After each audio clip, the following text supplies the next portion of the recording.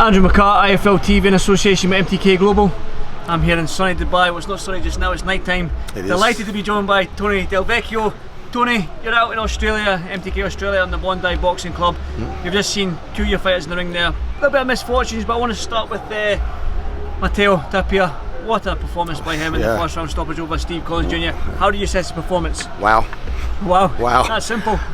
Look, you know, we watched him. We watched him closely. We were told at the end of last year that we were going to have a fight, and it could be around about March, and it could be here in Dubai and all that sort of stuff. So I said to Mateo, I said, what I need you to do is to start a camp December 1, which we did. And in December 1 we started training.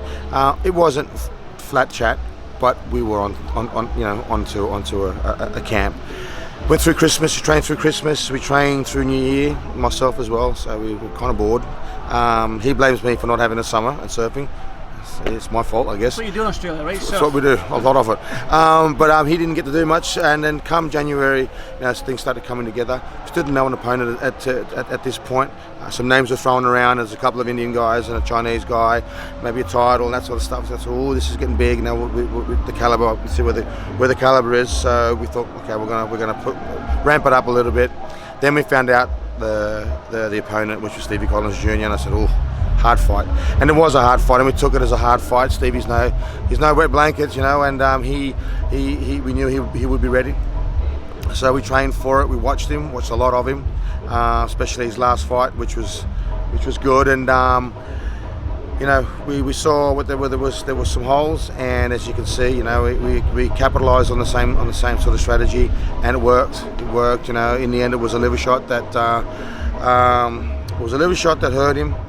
Sent him across the ring, and then Mateo just jumped on him, and then you saw the difference. And it was a great stoppage, and it was great for us because great for me as a coach to see how he handles the stoppage, and he did it really well. So hats off to him.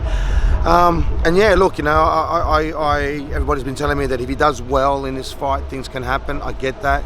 We got to understand that he's 21 years old. Still a baby, yeah? Still a baby, so with MTK's guidance and all that, we're going to bring him along the right way, and that was one of the ways. Yes, it was a deep end, not a deep end fight, but it was a fight that we're going to be tested.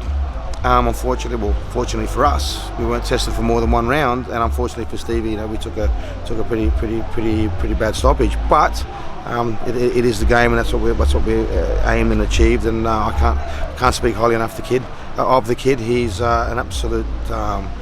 It's not playing. What I keep saying to the kids in the gym with Mateo, for me, it's like playing PlayStation. It's like I've got a remote control. I say he does. It's crazy. It's a great relationship, and we're looking like going a long way. Perfect coach-fighter relationship. It is. It really is, and it's good because it makes it easier on me. Were you surprised at how fast Steve Collins jumped out the blocks in the fight? I mean, he basically sprinted across the ring and put it on Mateo from the off. Straight up, Andy. Straight off the bat, were you surprised at that? I tell you, he came on and I go, Jesus, where you going? And he's a lump of a man. I thought he was coming to me. But look, I was surprised. He came out that hard, thinking, what are you up to? We wanted some rounds. I wanted him to work off the jab because Stevie Collins is dangerous. I mean, he's a strong lump of a man, and he has these shots like an overhand right and these three jabs that he can walk you onto a right as well. And I thought, we've got to be careful of this. But I think him coming out that fast, just Mateo's like, well, hang on, we're changing here. And I simply said to Mateo in one of the clinches, I said, look at me. He did. I said, watch your exits because he's got something on the way out on the right side, which he did, and it just exposed on the other side. And I said, well, go for it. I brushed up on my Spanish. Shot, it was a body shot. We did see the 4 or 5 unanswered punches to the face. Yeah. The referee he's getting a little bit of slack on the comments on YouTube and on the Instagram and stuff. He should have jumped in a wee bit. Should have. Do you feel that's what's going to happen? I think so. I think there's just a safe stoppage. Stevie, can I be honest with you? His backside was caught between ropes 3 and 4, or 2 and 3. He was, the ropes are holding him up. From where I was standing, and it wasn't very far away, I could see his eyes were glazed in the back of his head. Referee, jump in, what are you doing? And then to see he was slopping around on the floor, put a count on him. Why would you do that? You can see he's not coming back from that. He's out. So that for me is an issue because it doesn't allow the coaches and the medical staff to get in quicker. I know it's only seconds, but hey, you know what? It's seconds. And both me and Mateo ran in and we jumped and grabbed the kid, and because I mean we like the guy. Stevie Collins is just we're not that type of club or gym where you're this, you're that, and we throw names around. We don't do that. We have respect for people that we fight against because they do what we do. In the end, we held him up and hope to God everything's good and Stevie should be fine. And we had a chat to him towards the end there. He looks like he's okay. Just going to keep an eye on him. But the referee, come on, mate, get in there. Yeah, definitely. Yeah. But you said that you're not the gym to call people out. You respect fighters. But what's next for Mateo then? I mean, you hoping for a minor title, hopefully? I want a minor title. I'll be straight up with you. I do want a ranking title, 10-rounder. But not to rush him into anything. Well, like I say, keep the sharks away. Like keep the boys that are up there that can see a young kid like this coming through, maybe with a world ranking or not, but as a scalp or something, just keep them away. Or if we give them a regional title, give them a regional title that counts, a regional title that matters, and leading to something. But then also keep them away. Do we go the under 23 youth route? I don't know. Excuse me. MTK has advised us brilliantly to date, so we'll just continue to do what they say. That's his management team, and it's a great place to be right now. He's in the super middleweight division. It's a tasty division worldwide. It is. I mean, Canelo, Billy Joe Saunders, Caleb Plant's doing his thing as well. You know what I mean? So there's. But you got to look at the top 5 in Britain as well. Callum Smith, John Ryder, you've got Laurent Richards. They're there, and so there's some of the names. I wouldn't say Callum Smith, John Ryder, or Rocky Fielding, or even Martin Murray. They're not the names we've looked at, but they're there. They're there. So I'm just saying. Hello, boys. I remember you with the where were we in Belfast? Yeah. Had to be with you. Remember me. You gonna say we'll see you soon, guys? No. No, not at all. No, but I mean, it is a really good division because of what you just said. Both sides of the pond. And look, we've got one of our friends that we've done a lot of sparring with the 70 odd rounds plus.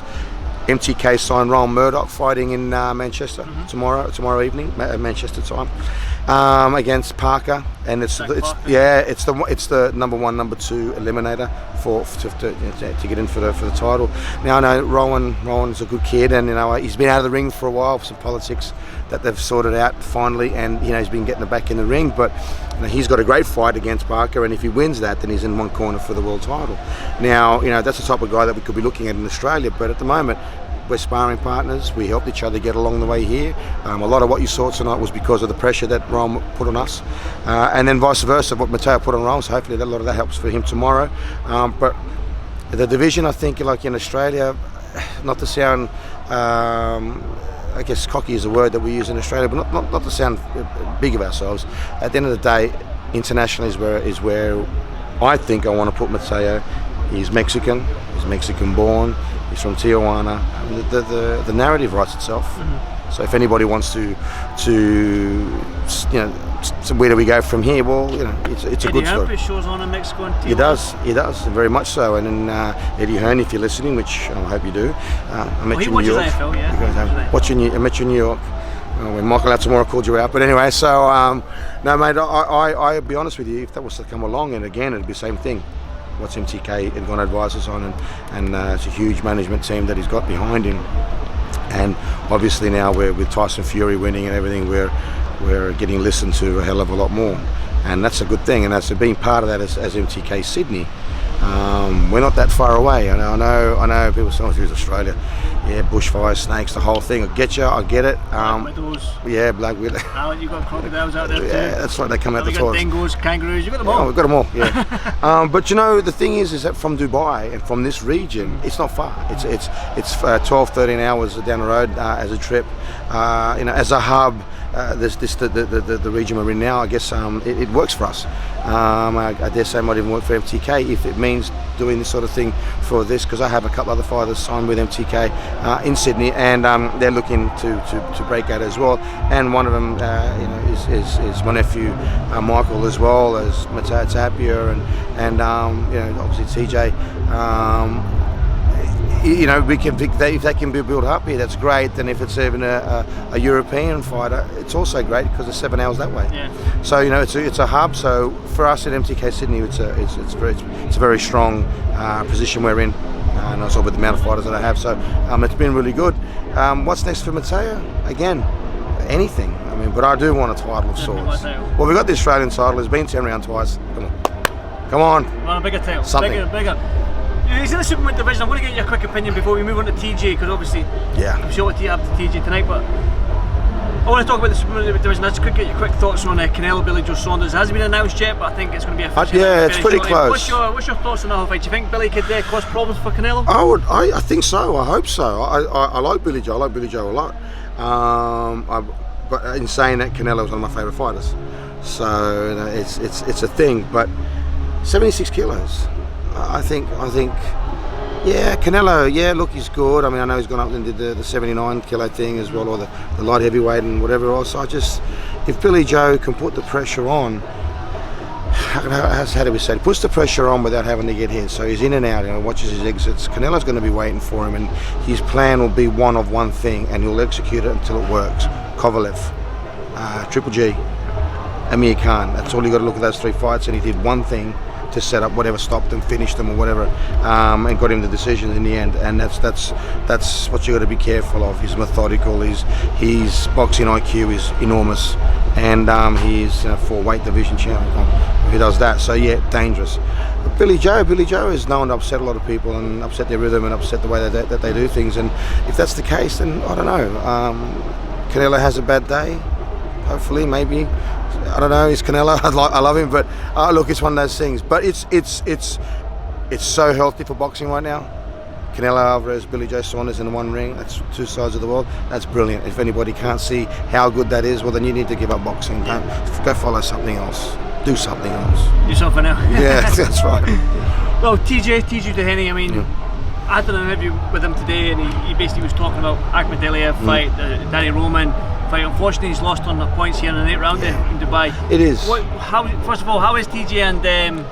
Look, TJ's fine. I mean, physically he's fine. And he didn't get hurt at all. There's a little nick on the eye. There was nothing.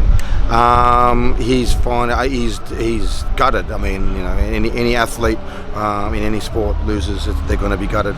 I think right now it's the emotions run high, so he would be, you know, pretty much not anybody's favourite cup of tea, or wouldn't want to be anybody's favourite cup of tea right now. I think he wants to be left alone and just, I guess. Figure out what he wants. Oh, no, just take it in. Take it in. It's like a win or loss is also. It's an emotional roller coaster. The wrong emotions, but you know. But in saying that, I mean, look, at the end of the day, a lot of people saying that he could have won that fight. The judges were pretty wide. Once I heard the scores being wide, I thought, we got this. I'm not going to give it to the guy that's on the back foot, potting shots. I mean, I know he was hitting something off TJ more than what TJ was of him, but it was all in the guard, and the fans kind of, it could be a biased look at it. But to be honest, the referee let him fight on the inside. It's a thing. Mexicans do it for breakfast, lunch, and dinner. You know, South American boxers. So I think he's a bit too quick to jump in and split him. TJ's working on the inside. He rumbles on the inside really well. I'm thinking if he could let that go, he would have had a bit more, you know, a bit more to come back with. The score's too wide as far as I'm concerned. And what are you taking a point off in the last round for? Because the guy's all over him like a rash. He throws him off. He ragdolls him. It's boxing. Get in there, ref, if you don't like it. Yeah. Don't let the have to. Don't let the have the fighter do it. I mean, if they're fighting on the inside, leave it. But if he's holding the way that he's holding, get in there, split him, let him back on. But I mean, I think he was just too far away from the sport, from the action. I hope it doesn't get me in trouble with the guy. But I mean, at the end of the day, I just think could have been reffed a bit better. Could TJ have done more? For sure. Let's not say that he had a perfect fight. Hell no. Could have done better. Could have done more. You know, shoot off from there. Look, like I said, had a bad day in the office. That's it. Where does TJ go from here? Again, look, he's there with his coach from Boston. He's Hector Bermudez. You know, we work it together, but he camps in Boston. Simply it makes better sense with the amount of people that are there that he can spar with. And look, they'll work on something. I know he's meeting with MTK, and it's just a matter of like, look, it's not all done and it's not gone. It's not. He's calling out Agman. Yeah, he should do. Yeah. He should do, because he's a one-time IBF world champion of the world. You know, call him out. Did he have a bad day in the office? Yes. Was it a bad match, or stylistically was it something that we could have changed? Yeah, maybe. I guess for sure. But as I said, bad day in the office. What can you do from here? Well, that just remains to be seen. I think with MCK, we'll throw some options at him. He'll take whatever option suits him best, and from there it'll have to be lend itself to getting him back to where he is now, which won't take long. With a company like MTK behind you, I think they can order some fights that are gonna put him in good stead again, and have him in the winner's circle. And then it's like, guys, look, we need to put him in a pretty big fight that he can and then recoup what he's got. So that'll be my wish list. But as I said, I don't make the decisions, and you'll be speaking with MTK, no doubt, and I'm sure they'll advise him on the best way possible. Well said, well said. Looks like the crowd's coming out now. That's the fight over. It's done, Tony, as always, pleasure to meet you. No problem. I mean, Coogan, I'm sorry, I did give you a hard time the other day, but he is better looking. I'll take that. Thank you, mate. It's because I'm bald, right? That's right, exactly. So stick together. Tony, thank you for this. Not a problem at all. All the best, mate. Cheers.